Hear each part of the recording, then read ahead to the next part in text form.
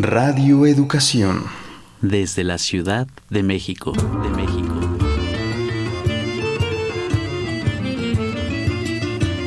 Somos paisaje interno. Somos paisaje interno. Somos paisaje interno. En constante proceso de transformación. Lo social nos condiciona. La emoción nos mueve. Y nuestra percepción crea la realidad.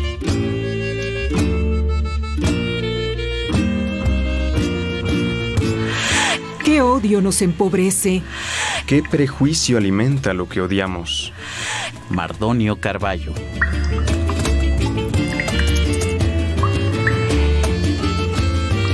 Dejemos de ser espectadores.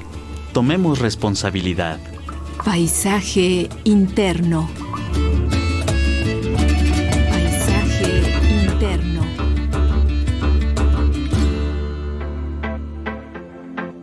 ¿Experimenta dolores de cabeza durante o después de trabajar en la computadora? ¿Fatiga corporal general o cansancio? ¿Ardor en los ojos? ¿Ojos secos, cansados o doloridos? ¿Dolor en cuello, hombros o espalda? Si respondió afirmativamente a la mayoría de estas preguntas, usted puede estar experimentando fatiga visual. Los jóvenes son la población más afectada por la fatiga visual debido a que son los que tienen más contacto con dispositivos electrónicos y con trabajos en visión cercana por tiempos prolongados. Cita tomada del texto Factores de riesgo que causan la fatiga visual en estudiantes, de Melissa Moreno Benítez y Natalia Salazar Román.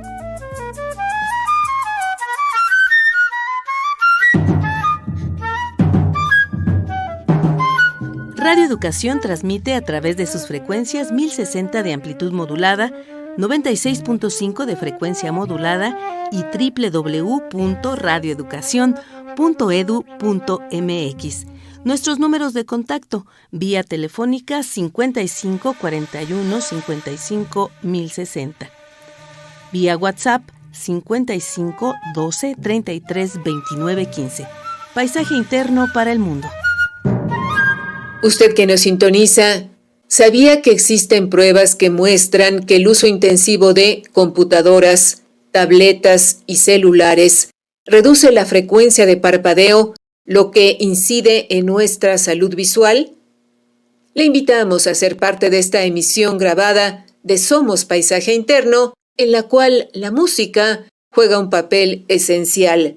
Las canciones nos persiguen, van lado a lado contando nuestra historia. Durante la pandemia de COVID-19, el trabajo y las relaciones sociales han pasado a ser fundamentalmente a distancia.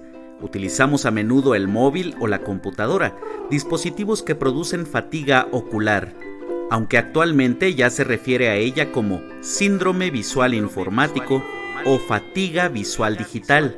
Y las personas que permanecen frente a las pantallas 2 o más horas seguidas cada día tienen mayor riesgo de padecer esta afección. Es importante que visites a tu oftalmólogo. Cuida tu visión, ama tus ojos. Te quiero más que a mis ojos, más que a mis ojos te quiero,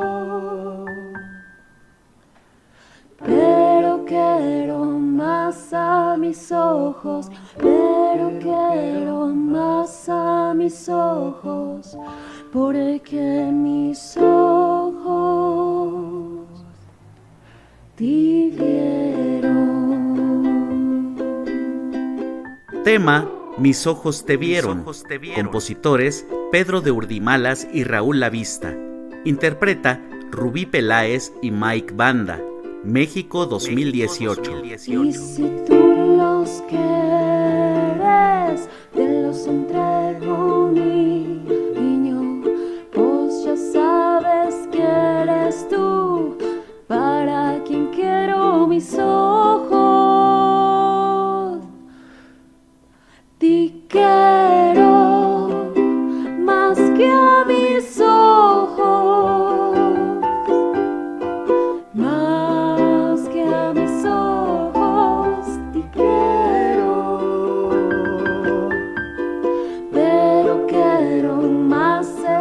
ojos, pero quiero más estos ojos, porque estos ojos vivieron.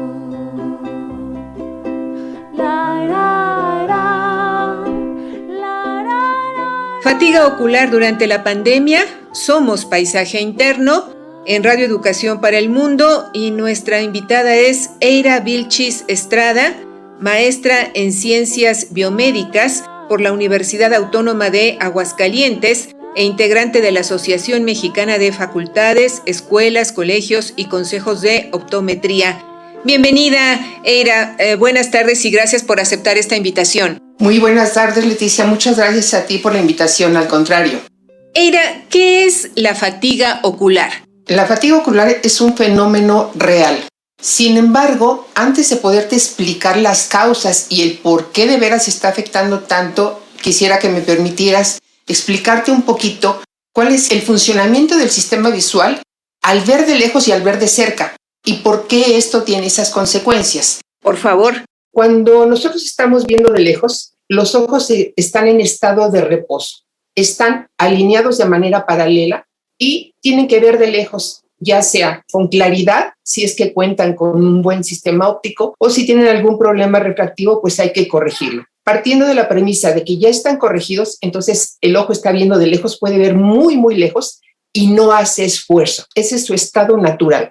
Lo único que hacen verdaderamente a lo mejor de esfuerzo es cuando hacen un barrido sobre el campo visual, lo cual además es efectivo y debe de ser entrenado, porque esto tiene una repercusión en la calidad del movimiento para una lectura y un copiado a nivel laboral y a nivel escolar. Las personas que tienen problemas de lectura, que se les oye lento, que se pierden, que se cortan, que repiten, etcétera, son esas personas que tienen problema con esta calidad de los movimientos y que no tiene que ver nada con ver o con no ver bien. Bueno, esa es la parte que hacen los ojos cuando ven de lejos. En cambio, cuando ven de cerca, verdaderamente es cuando empieza el trabajo efectivo del sistema visual. Primero tienen que reducir la distancia de enfoque, de lejos a cerca. Y esto se lleva a cabo mediante un proceso de acercamiento y contracción de los músculos oculares para acercarse, digamos que hacia la nariz, como hacer una especie de disco. Si hiciéramos una analogía, es como si nosotros tratáramos de cargar pesas. Antes de iniciarlo, nuestros brazos están relajados, están hacia abajo, y ya cuando levantamos, hacemos la flexión, la fuerza, la tensión para levantarlas lo más posible. Sin embargo, los músculos no van a aguantar tanto tiempo y va a llegar un momento en que tienen que soltar las pesas porque no es ergonómicamente adecuado ni tienen la capacidad para mantenerlo tanto tiempo. Pues con los ojos, esto es lo que está ocurriendo. Los ojos tienen que hacer varios procesos cuando están viendo de cerca. Lo primero, ya dijimos, es hacer el movimiento hacia adentro de ambos ojos para reducir esa distancia de trabajo. A este proceso se le llama convergencia. Después entra en funcionamiento el cristalino y el músculo ciliar, que deben contraerse para compensar esa reducción de distancia y mantener la imagen definida todo el tiempo que se requiera.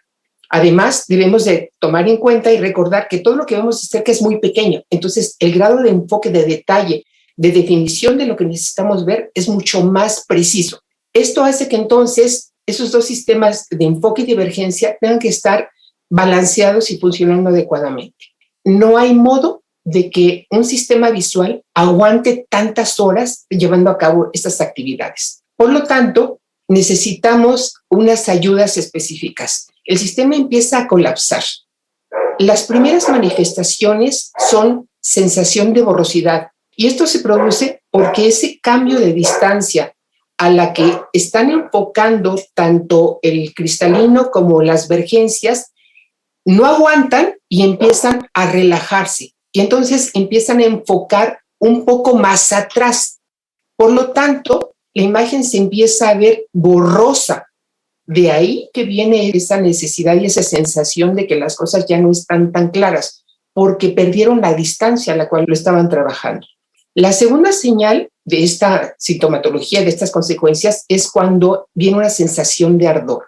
De manera cotidiana, cuando estamos haciendo otro tipo de actividades, parpadeamos de 15 a 20 veces por minuto. Cuando estamos frente a la computadora, el hecho de abstraernos tanto en la actividad que estamos haciendo nos obliga de manera inconsciente a no parpadear y solamente de promedio parpadeamos 6 veces. ¿Esto qué va a provocar? Pues obviamente una resequedad en la humectabilidad corneal, la cual cabe decir que solamente está humectada cuando nosotros a través del párpado provocamos esa lubricación. Al evaporarse la capa lagrimal, viene la sensación de ardor, producto de la resequedad, pero también el cambio en la nitidez de la imagen. Recordemos que primero el sistema de enfoque de divergencia ya se rindieron y se hizo la imagen más para atrás y se ve borrosa. Pero si adicionalmente la córnea, que debería estar transparente y clara para poder ver, se empieza a resecar, esa calidad de la imagen también se deteriora y se empaña. La resequedad obliga de manera automática e inconsciente a que se cierren los ojos. Muchas veces de manera muy fuerte, otras veces se tallan los ojos.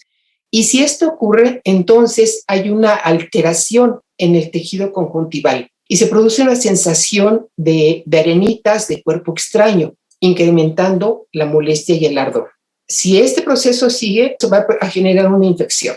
Con este contexto que nos has dado, con esta explicación tan amplia y clara, ¿podrías ayudarnos a definir qué es la fatiga ocular? La fatiga ocular ocurre por lo siguiente. El hecho de estar, como ya lo dijimos, trabajando tantas horas bajo estas circunstancias ha provocado una alteración en el sistema visual. Ha provocado que no solamente empieces a ver borroso cuando estás trabajando de cerca, sino que este borroso se puede volver mucho más continuo, más permanente y empieces a ver ya borroso de lejos, junto con toda la serie de situaciones que acabamos de mencionar. Aquí podríamos ahora decir, por ejemplo, que influye también no parpadear de manera adecuada. No todos parpadean de manera completa. Muchas veces porque existe una calidad de lágrima inadecuada o la cantidad de producción no es la correcta, por algún tipo de problema refractivo en casos agudos como un queratocono, que es un padecimiento muy fuerte, y entonces ese crecimiento excesivo de la córnea impide que el párpado se cierre por completo. Si se usa lente de contacto, en muchas ocasiones también esto puede ocurrir, y entonces va a incrementar ese enrojecimiento ocular, ese ardor, todas las situaciones de que estamos hablando. Aquí deberíamos de coadyuvar a usar algún tipo de lágrima que favorezca la mejor lubricación. Ahora, no todas las lágrimas artificiales son las adecuadas. Tendríamos que estar buscando un tipo de lubricante que tenga la suficiente viscosidad que permita que no haya evaporación de la lágrima y que se mantenga el mayor tiempo el lubricante que acabamos de poner. Hay una diferencia entre ojo seco y ojo rojo. El ojo seco es, igual que el ojo rojo, es multifactorial. Sin embargo, el ojo rojo es muchas veces producto de una infección, es por una inflamación de los vasos sanguíneos, los cuales también se dilatan, pero pueden ser coadyuvantes la contaminación, la exposición al sol, los lentes de contacto, mientras que el ojo seco puede ser de tipo por alguna enfermedad sistémica, por alguna cuestión hormonal, por la administración de algún fármaco, como consecuencia de alguna cirugía refractiva, ambientales y obviamente el uso de los dispositivos electrónicos, como ya lo dijimos anteriormente. La fatiga ocular se presenta tanto en adultos como en niños, los cuales están reportando cada vez más deficiencias, más molestias ante este tipo de actividades. Se ha puesto de moda la adquisición en línea de lentes que contienen un bloqueo de la luz azul. Y la gente piensa que adquiriendo esta protección van a estar ya mejor. Sin embargo, debemos primero aclarar que la luz azul la encontramos no solamente en los dispositivos electrónicos y en las luces LED que tenemos en casa, sino primordialmente en la luz solar. Estos lentes tienen implícitos dos situaciones. La primera, el tipo de mica no es precisamente de la mejor calidad. Por eso algunas personas que los están usando se sienten más cómodos sin ellos que cuando los usan, ya que las aberraciones que tienen alteran la claridad de la imagen y crean mayor desconfort. Por otro lado, el uso del filtro no está atacando el motivo principal del esfuerzo de enfoque, el cual debe de estar protegido y tratado de una manera diferente. Es decir, en el examen tradicional se evalúa la visión lejana para ver si la persona está viendo bien.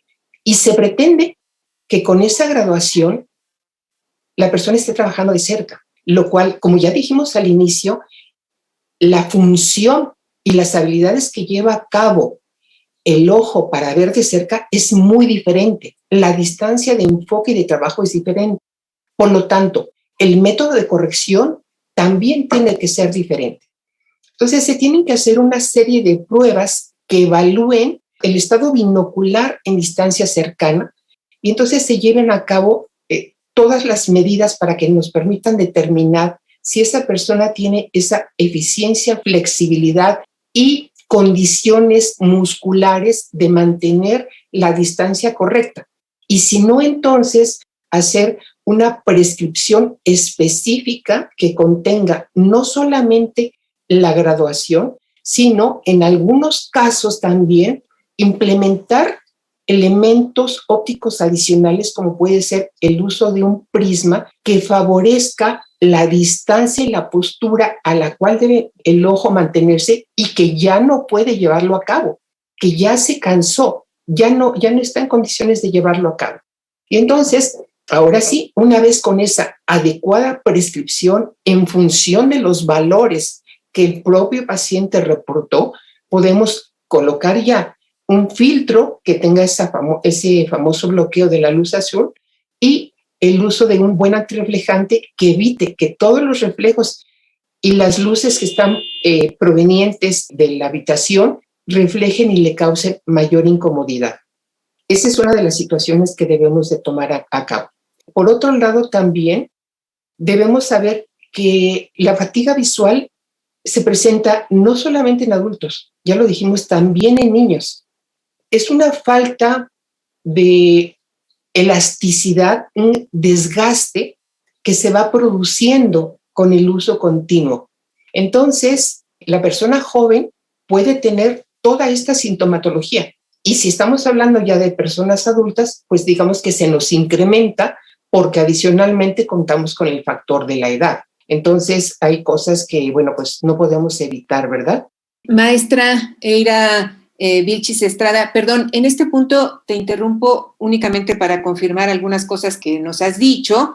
Entiendo que es el uso intensivo de la computadora y por largas horas, que en esta época de pandemia además se ha incrementado, de computadoras, de tabletas y de celulares, lo que está reduciendo la frecuencia de parpadeo y por lo tanto nos está produciendo la fatiga ocular. ¿Es correcto?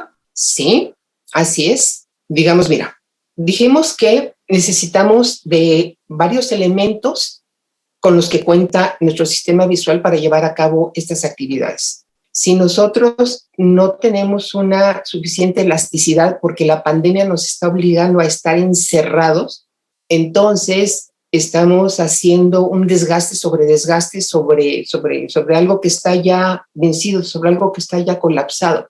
La higiene visual que nosotros podríamos hacer para tratar de coadyuvar un poquito y minimizar los riesgos de lo que está ocurriendo deberían de ser varias situaciones. Uno de ellos puede ser la higiene visual. La higiene visual consiste en varias situaciones. Uno, existe una regla que dicen de 20-20-20. Traducido en palabras cristianas significa que cada 20 minutos de trabajo la persona descanse por 20 segundos y trate de ver a una distancia de 20 pies, lo que es lo mismo a 6 metros. Yo lo he adecuado a mi propia práctica, a lo que yo también he ido sintiendo y he ido viendo. Si es posible, a los 30 minutos, suspender la actividad, salir hacia una ventana y tratar de ver lo más lejos que se pueda, pero tratar de hacer esa situación, no nada más ponernos a pensar en lo que seguimos con la actividad, qué es lo que nos falta, cómo lo podemos complementar, sino verdaderamente tratar de aislarnos un poquito y ver muy lejos, ver lo que está ocurriendo por 5 minutos. Eso verdaderamente te va a dar un descanso, un relajamiento al sistema visual y vamos a provocar que tengas mejor disposición para continuar con la actividad. Yo sé que esto no es posible. No hay modo de que cada media hora estemos parando y estemos tratando de tener ese relajamiento. Entonces, pues lo que les digo a los pacientes es trate de hacerlo cada vez que pueda y dentro de la medida en lo que sea posible. Esa es la primera recomendación como higiene visual. La segunda recomendación sería, generalmente cuando estamos escribiendo, ya sea en el escritorio o en un salón de clases, el escritorio está en plano. Si nosotros tuviésemos la posibilidad de tener, digamos que un pequeño respirador o en algunas bancas que están ligeramente levantadas en la parte de atrás, esto favorecería la postura visual, ergonómica, menos deficiente para que no haya adaptaciones y contracturas tanto del cuerpo como del control de la cabeza y de los ojos, favoreciendo que el ángulo de visión entonces sea mejor para el ojo. La otra debería de ser que no lo tomamos en cuenta, que tengamos una silla que nos permite estar cómodamente sentados, que tengamos un descanso de la espalda, de las piernas y que éstas estén en el asiento con una distancia adecuada, porque a veces en los niños eso no ocurre, y entonces si están con los pies volando o la persona es muy alta y la silla es muy baja, esto va a provocar que empiecen a haber situaciones donde la persona no va a estar cómoda y va a estar en situación de estrés. Buscar la mejor iluminación posible. Tenemos que tratar de, dentro de lo que se pueda, que la iluminación sea de la luz natural. Esta tiene que provenir y estar alumbrado a un lado y un poquito por detrás de la persona, a un costado. No debe de estar de frente. Si estamos de frente, vamos a provocar un deslumbramiento excesivo a nivel de la fobia y esto tiene consecuencias verdaderamente a largo plazo terribles. Hay pacientes que me han llegado donde tienen que estar con una luz oscura porque han estado tanto tiempo trabajando de esta manera que ya no la aguantan. Entonces entramos ahí en un proceso difícil de rehabilitación que muchas veces se vuelve complicado.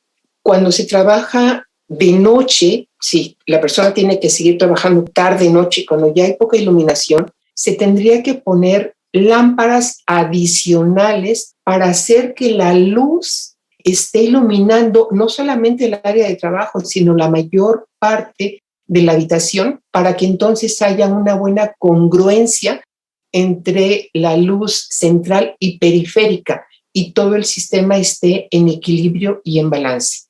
Recordar que no porque regresemos a las condiciones anteriores de vida académica y laboral, esto va a cambiar de una manera diametral. No. Debemos reconocer que a lo largo de los años se han incrementado las situaciones de problemas visuales por el uso de los dispositivos electrónicos. Entonces, regresar a las condiciones anteriores sí va a ayudar, por supuesto. Las personas van a tener la posibilidad de estar caminando, viendo de lejos, los niños de hacer los cambios de enfoque al pizarrón, al resto de los compañeros, y eso va a liberar la atención a la que están siendo sometidos. En las oficinas, pues van a tenerse que levantar, platicar, ir a una junta, etcétera, etcétera. Pero el trabajo per se va a continuar. Entonces, ¿qué es lo que debemos de hacer? Además de las higienes visuales que mencionamos, recordar que el trabajo excesivo va a seguir minando el esfuerzo de enfoque, el cansancio y va a provocar alteraciones. Entonces, es importante hacerse una revisión anual donde se evalúen, como ya dijimos, el estado binocular de las funciones de cerca y corregirlo de acuerdo a ello, para darle, en base a esto, el mejor descanso y apoyo que sea posible al ojo. El ejercicio físico siempre será una fuente de ayuda. El simple hecho de no mantener la vista en las actividades de cerca va a entrar en relajamiento.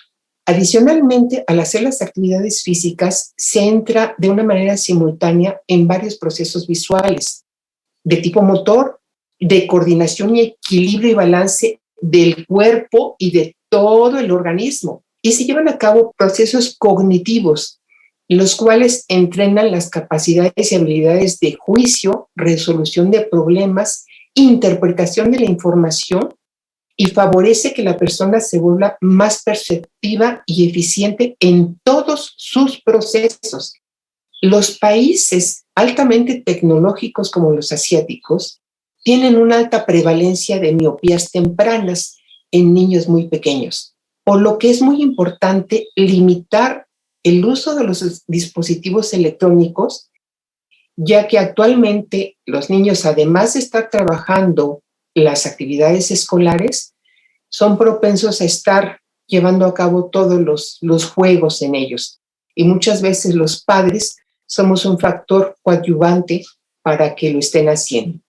Entonces, tratar de evitar los problemas de generación de miopía siempre va a ser importante en la medida en que nosotros tratemos de evitar y reducir las distancias de trabajo en las cuales estamos llevando a cabo.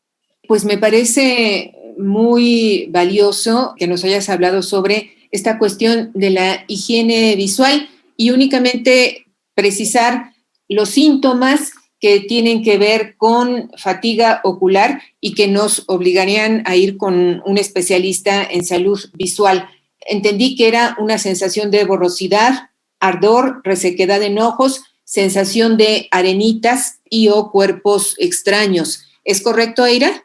Es correcto. Si adicionalmente están teniendo problemas de, por ejemplo, de que tienen dolores de cabeza, ahí estás hablando de que adicionalmente el movimiento de los músculos oculares de los cuales hablamos al inicio también es un movimiento torpe.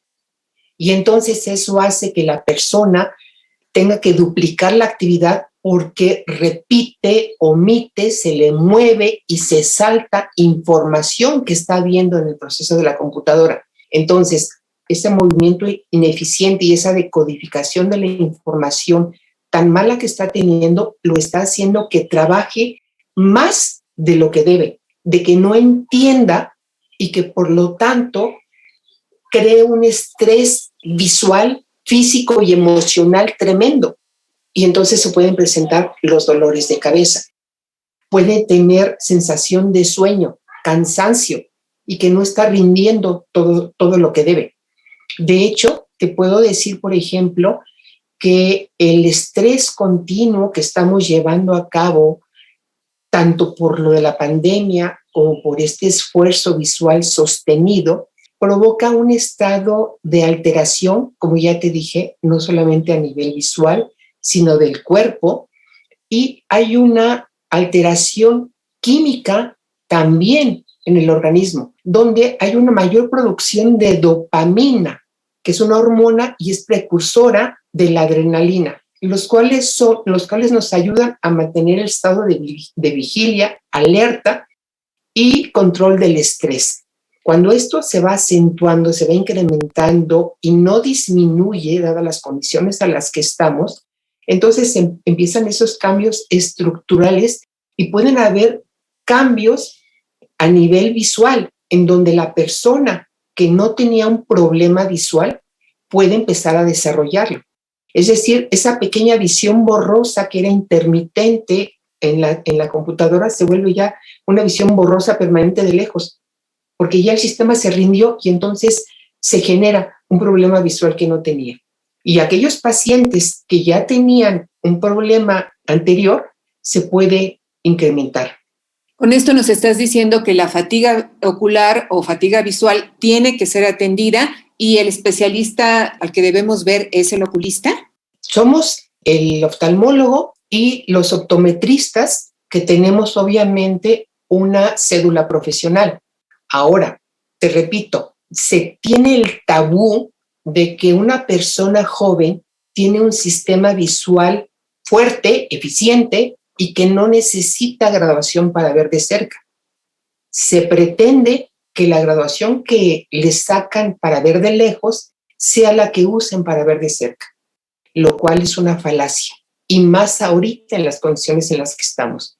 Entonces sí es importante encontrar un especialista de la salud visual que entienda este procedimiento, que esté atento a todas esas señales que nos está dando el paciente cuando lo estamos revisando y hacer, como te dije, las pruebas de forias, las pruebas de emergencia, de acomodación, de enfoque, muchos conceptos y muchas situaciones que se dan en el trabajo de cerca. Y entonces, en función de ese examen, ya hacer la prescripción adecuada. Entonces, la pregunta es si lo pueden hacer ellos y lo podemos hacer nosotros.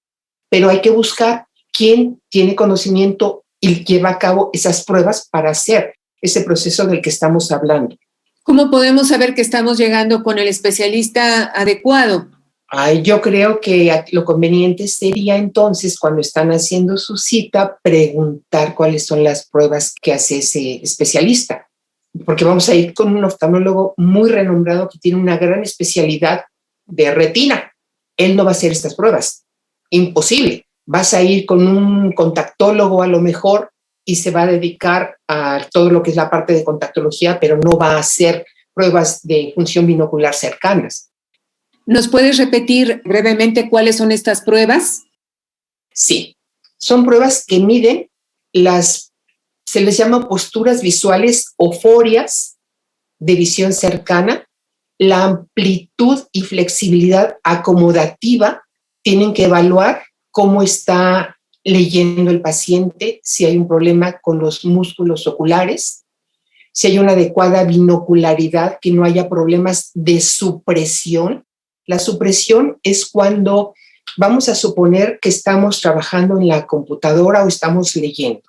Y como ya el sistema se cansó, entonces se empiezan a adoptar posturas compensatorias inadecuadas, tanto de cabeza como del cuerpo y por lo tanto de los ojos. Entonces, en lugar de estar de frente, la persona cambia su carga de peso, cambia su línea media y se pone de lado. Esto ya es un síntoma inequívoco de que tenemos ya un problema con la función binocular, sobre todo de cerca. Cuando la persona se pone apoyada con la cabeza sobre la mano, es para de manera inconsciente suprimir la visión de un ojo y trabajar solamente con uno. Esto la persona no lo sabe, obviamente, y a veces, muchas veces, nosotros no nos damos cuenta porque es algo inconsciente. Esto va a provocar que si ya tienes problemas con el enfoque, con el trabajo sostenido, con mantener la imagen clara, lo haces con un solo ojo, tu capacidad y tu calidad de trabajo se va a ver mermada todavía.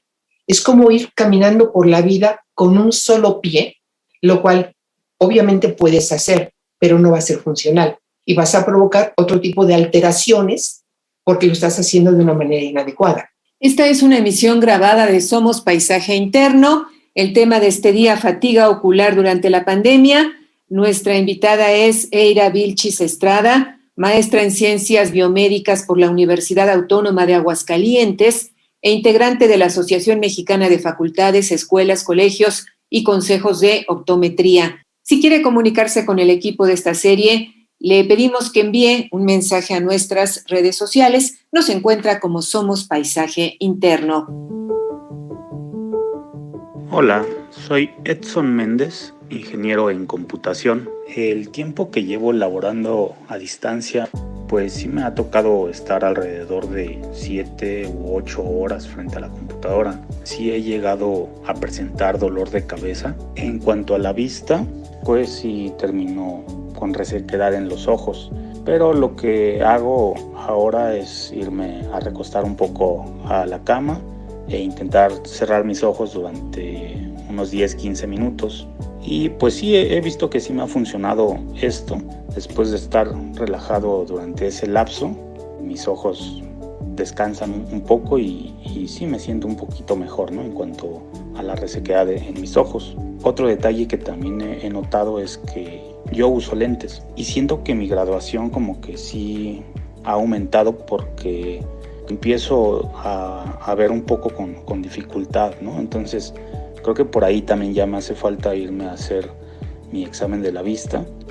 En cuanto a la fatiga corporal y el cansancio, hace alrededor de como 2 meses estábamos jugando aquí en familia, ¿no? Con mi esposa y mis hijos, y de repente me agaché para agarrar a mi pequeño y sucede que ya no me pude levantar porque me vino un dolor en la parte de la columna. O sea, me tuve que ir, de hecho, así tal cual a gatas hacia uno de mis sillones y ya con trabajos me pude sentar ahí y ya ahí me puse a reposar un buen rato. Y bueno, ya posteriormente pues acudí, ¿no? a un doctor que me recetó una inyección pues para controlar un poco el dolor. Posteriormente fui con una quiropráctica, ¿no? Y ya, o sea, pues sí, prácticamente me dijo que por el hecho, ¿no? Más que nada de estar ya bastante tiempo sentado y frente a la computadora y prácticamente sin hacer actividad física, pues sí ha repercutido, ¿no? En mi estado físico. Anímicamente, pues sí me causa preocupación el saber que mi vista se está deteriorando constantemente por el trabajar frente a una computadora durante periodos de 8 horas seguidas, pues sí me preocupa, ¿no? No me queda de otra más que pues tomar ciertas medidas como el uso de lentes antirreflejantes, ¿no? De luz ultravioleta, pero aún así mi vista se ve afectada, ¿no? No sé qué otras medidas puedan existir para proteger la vista, ¿no? de las pantallas. Soy Edson Méndez, ingeniero en computación, y mi paisaje interno lo lleno con viajar en familia y conocer nuevos lugares, viendo películas y también, ¿por qué no?, jugando videojuegos.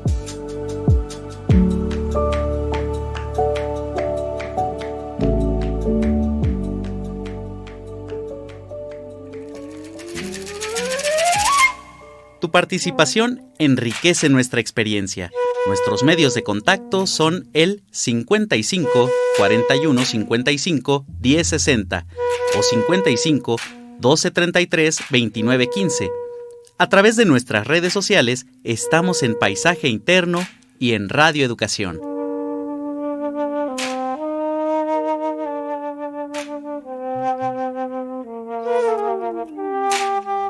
Y continuamos en esta entrevista grabada. El tema de este día, fatiga ocular durante la pandemia. Nuestra invitada es Eira Vilchis Estrada, maestra en Ciencias Biomédicas por la Universidad Autónoma de Aguascalientes e integrante de la Asociación Mexicana de Facultades, Escuelas, Colegios y Consejos de Optometría. Eira, una vez que ya tenemos este diagnóstico de fatiga ocular, ¿qué es lo que sigue? ¿Qué es lo que nos va a recomendar la o el especialista que nos trate? Va a depender mucho del estado de desgaste que tenga la persona. Puede ser una fatiga, un proceso incipiente, puede ser ya un proceso crónico y puede ser ya un proceso donde incluso a veces dijimos que la parte del movimiento, del control de los músculos oculares que tienen que estar hacia adentro cuando estamos trabajando en distancias cortas de 40 a 60 centímetros, tienen que estar los dos ojos alineados. Cuando esto continúa y la persona no sabe que está teniendo problema o no ha sabido identificar la situación y acudido a que lo revisen, el proceso va a seguir su desarrollo y uno de los ojos se va a empezar a ir hacia afuera. Esto va a hacer que la persona se canse más, etcétera, lo que ya dijimos. Y puede ser que esa desalineación ocular se vuelva ya con el paso del tiempo más evidente y entonces también de lejos, de repente una persona que esté frente a ella le diga, oye, se te va un ojo ahí estamos hablando ya de situaciones que ya llevan mucho tiempo y entonces lo que se va a requerir es ya no nada más la ayuda a través de unos lentes especiales, sino el tratar de hacer una rehabilitación visual a través de un entrenamiento específico donde hagamos un restablecimiento de los valores y de las funciones a nivel funcional y adecuado de la persona. Entonces, estamos hablando ya de, te repito, dependiendo de lo que tenga el paciente. Si es un proceso que no lleva mucho tiempo, a veces esas forias son altas, pero son nada más de cerca y entonces la graduación puede ser favorecida con el uso de un prisma. Un prisma es un lente que te cambia el espacio visual y entonces al cambiarte el espacio visual va a modificar la distancia a la que tú estás viendo las cosas. En función de los valores que tú obtuviste en ese examen de función binocular de cerca, tú vas a determinar si le puedes poner un prisma que le mande la imagen a la distancia a que los ojos están enfocando. Y eso hace que la persona vea más claro. Es como si le pusieras más graduación, pero en realidad no es graduación. Cuando yo se los pongo a los pacientes, dicen, sí veo claro, pero todavía no. Y a la hora de que le pongo el prisma, dice, con este se ve mucho mejor. Y ya les explico que no es graduación, sino es darles ese paliativo, esa mejora que los ojos ya no están en capacidad de controlar. Y no es la solución, o sea, la corrección del problema, pero sí es una solución de ayuda, de confort, que permite que pueda seguir haciendo sus actividades de una manera más cómoda, más natural. No tenemos por qué sufrir si existen medios para poderlo hacer. Claro, y sin duda ya casos como estos que nos mencionas nos obligan a ser atendidos por un profesional en cuestiones de salud visual y atender todas sus recomendaciones. Cuando estamos en la posibilidad de prevenir, ¿qué recomendaciones nos harías? Así como vamos a que nos revisen, no sé, a ver si tenemos un problema de ortopedia, de los dientes, etcétera. Ahorita ya con la situación actual, donde el uso de los dispositivos está a la orden del día sí o sí, deberíamos de hacer una revisión anual desde etapas muy tempranas. Te voy a poner un ejemplo bien importante y a lo mejor mi hija me va a echar pleito. Cuando nació el bebé, ella me dijo, oye mamá, se le va un ojito al niño. Y como yo la veía, pues los fines de semana, alguna cosa así, le dije, alucinas. Y luego dice, no mamá, de verdad. Y un día que estaba con ella, me tocó ver al niño que efectivamente el ojito estaba perdiendo la alineación ocular. Estoy hablando de que el bebé tenía 3 meses. En ese momento procedí a hacerle la evaluación, vi que no teníamos ningún problema refractivo, pero supe que había ahí algo que no estaba funcionando bien, ¿verdad? Obviamente no tuve respuestas de él, de saber cuáles son sus forias, etcétera, etcétera, pero en base a los conocimientos que tengo dije, le voy a ayudar. Entonces puse una pequeña prescripción que le iba a ayudar a relajar y junto con el prisma. Estos anteojos que le puse, el niño los usó, ¿qué te puedo decir? Unos 2 meses de manera intermitente, es decir, no los traía todo el tiempo, los traía por ratos. Y con esto solucioné el que se convirtiera ya en un problema constante y evitáramos que el niño tuviera una foria ya evidente. A través de los meses, de los años, he seguido evaluando al niño, ya encontré que tiene un astigmatismo, ya está corregido y tengo que estarlo viendo, sobre todo ahorita con lo de la pandemia, con él en específico, estoy haciendo una revisión semestral para ver si hay alguna otra cosa que me pueda causar alguna situación de alerta, ¿me entiendes? En los niños debería de hacerse cada año, en los adultos, bueno, también, pero empezar desde muy temprano para evitar este tipo de situaciones. ¿Algo más? ¿Alguna otra recomendación que nos pudieras dar? Por ejemplo, ejercicios visuales que podamos poner en práctica, además de esta cuestión de periódicamente, cada 30 minutos, estarnos levantando de nuestro lugar de trabajo y tratar de ver durante 5 minutos el horizonte lo más lejos que podamos. ¿Alguna otra recomendación o algún otro ejercicio, Eira? Sí, mira, cuando estás viendo la ventana, puedes hacer una terapia motora de los músculos oculares. Entonces, te imaginas tú que estás viendo en un reloj todas las manecillas y estás haciendo un movimiento suave haciendo un barrido en todo el círculo de ese reloj imaginario, tratando de hacer los movimientos amplios, constantes, hacia el lado derecho y hacia el lado izquierdo. Puedes hacer un cambio que se llama un sacádico, que significa hacer cambios de un punto al otro. Por ejemplo, buscas el 1 y tratas de imaginarte el 7 y haces un movimiento rápido y preciso del 1 hacia el 7 y luego del 4 al 9. O puedes poner en una pared unos números grandes y entonces hacer esos cambios precisos que tú estás haciendo. Lo puedes combinar a una distancia más corta, donde entonces lo estés tocando con tu dedo y que sea exactamente el número que estás viendo. Y esto va a favorecer la fijación y la precisión de los movimientos de los músculos. Pues ahí están recomendaciones muy valiosas para atender nuestra salud visual. Maestra Eira Vilchis Estrada, estamos en los últimos minutos de esta entrevista. ¿Hay algún asunto que te parece se nos hubiera quedado pendiente o que tú quisieras plantear antes de despedirnos? Sí, ahorita que estoy haciendo memoria, sí hay algo bien importante, fíjate. Se tiene mucho temor de adaptar lentes de contacto en niños. Incluso muchos especialistas no quieren.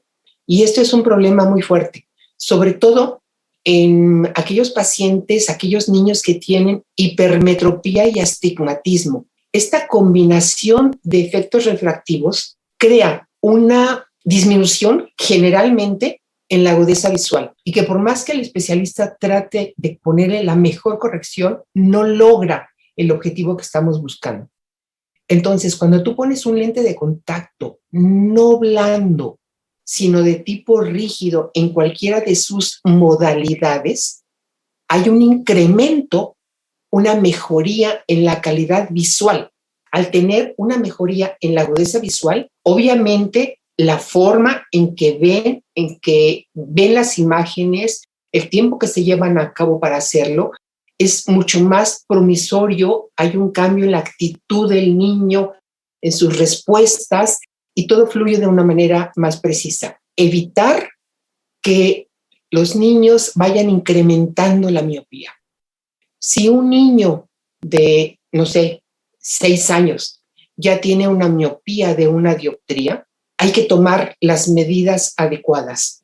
Actualmente existe, por ejemplo, un tratamiento que se llama de ortoqueratología, con el cual podemos hacer un moldeo sobre la córnea del paciente y entonces el niño se duerme con ese lente, el lente empieza a hacer su función de moldeo sobre la córnea y al día siguiente, cuando se quite los lentes, va a poder ver perfectamente sin necesidad de ninguna ayuda óptica. Anteriormente, este tratamiento de ortoqueratología era exclusivamente para miopías. Ahorita ya no. Incluso esos niños con hipermetropía y astigmatismo pueden ser candidatos a hacerlo. Y no está limitado exclusivamente para niños, pero me estoy enfocando a ellos porque son los que son potenciales pacientes que pueden desarrollar problemas visuales ya más fuertes. ¿Me explico? Un adulto que tiene ya su problema refractivo ya establecido puede usar este tratamiento, pero no quiere decir que le va a seguir avanzando. En cambio, los niños sí podemos prevenirlos. Pues muchas gracias por la recomendación y antes de despedirnos, quisiera preguntarte sobre este asunto del parpadeo, que no todos ni todas parpadeamos de manera adecuada. A través de ejercicios, de una actitud consciente, ¿podemos mejorar la calidad de nuestro parpadeo? Aquellos pacientes que no tengan una patología fuerte, como te hablé, en un paciente con queratocono agudo, sí pueden entrenarlo. Por ejemplo, cuando dijimos viendo lo del reloj, entonces ven, parpadean, que estén conscientes de cerrar completo y de esa manera van entrenando al sistema para que sea mucho más eficiente. Nos decías que el parpadeo debe ser de 15 a 20 veces por minuto y el problema que tenemos hoy con las pantallas es que a veces parpadeamos no más allá de 6 veces por minuto. Eira, también hacer conciencia de esto me parece que sería importante. Pero te voy a platicar la realidad. Cuando tú estás trabajando y tienes algo que hacer, tú no estás pensando en cómo estás parpadeando ni cómo estás enfocando, estás en lo que estás. Entonces es muy complejo. Sí puedes tratar, a lo mejor poner ahí tu lubricante Y cuando estés haciendo algo y haces un cambio de mirada o en el texto, lo que sea, y ves tu lubricante, ¡ay! Me acordé. Entonces parpadeo y me pongo mi gotita lubricante. Esa sería una manera, una ayuda visual que te puede favorecer el que tú hagas este proceso, pero que tú de manera consciente lo puedas llevar a cabo cuando estás trabajando en actividades es muy difícil. Te abstraes tanto, estás contra el tiempo y tienes que hacer tantas cosas que no hay modo de tener eso que no es tan significativo como lo otro que te está implicando tanto estrés. Sobre las gotitas lubricantes, hay una cantidad infinita en el mercado, desde algunas que son relativamente económicas hasta otras que son francamente caras. Para adquirir alguna necesitamos de una receta médica o podemos ir a la farmacia y pedirla y que nos den cualquiera, Eira. Lubricantes, como dices, hay de chile y de dulce. Para lubricar de manera cotidiana cuando estamos en la calle y todo esto, cualquiera es bueno. Cuando estamos frente a un dispositivo electrónico, tenemos ya un problema de falta de parpadeo, de resequedad y de evaporación de la lágrima.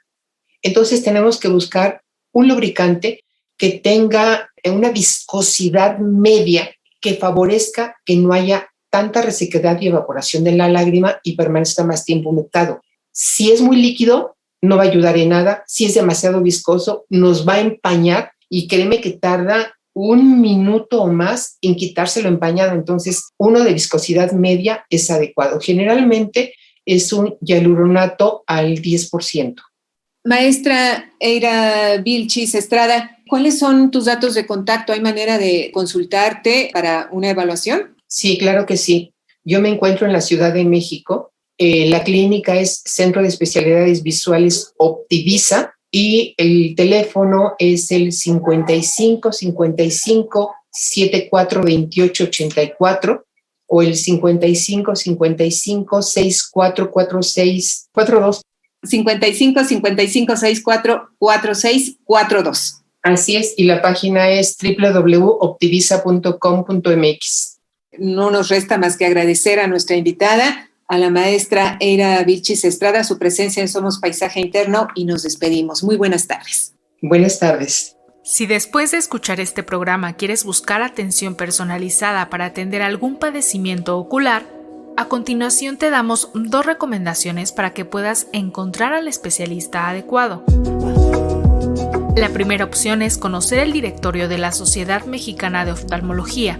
Tiene una red profesional en todo el país. Para solicitar orientación, marca el 55 55 63 93 93. Sociedad Mexicana de Oftalmología.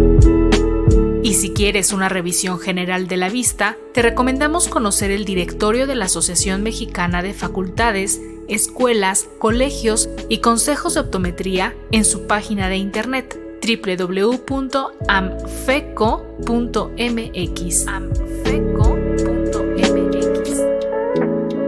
En la parte final de este programa, vamos a darnos un momento para escuchar nuestro paisaje interno. Bienvenido a tu paisaje interno.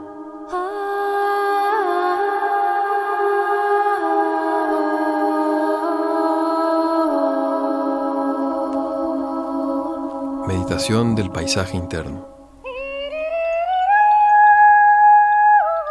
Cada paisaje que observamos va cambiando, ya sea porque nos movemos de un lado a otro, nos desplazamos y eso va haciendo que lo que miramos y sentimos sea distinto, o también porque el sol va iluminando desde diferentes ángulos y hasta en diferentes tonalidades, todo.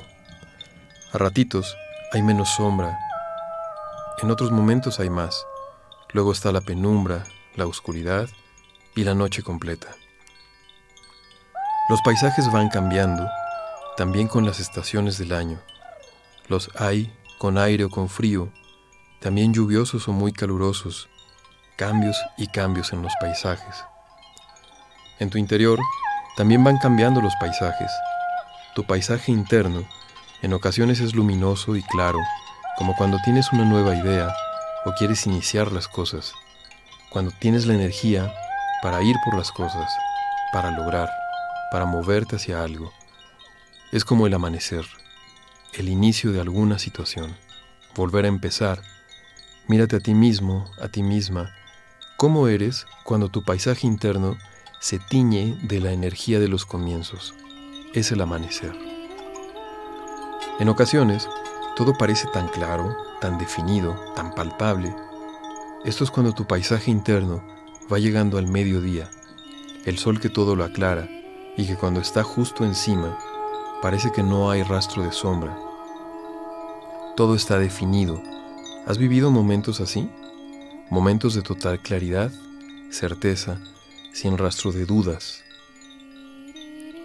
También hay ocasiones en que las cosas tienen matices, claroscuros, tintes, diferentes versiones.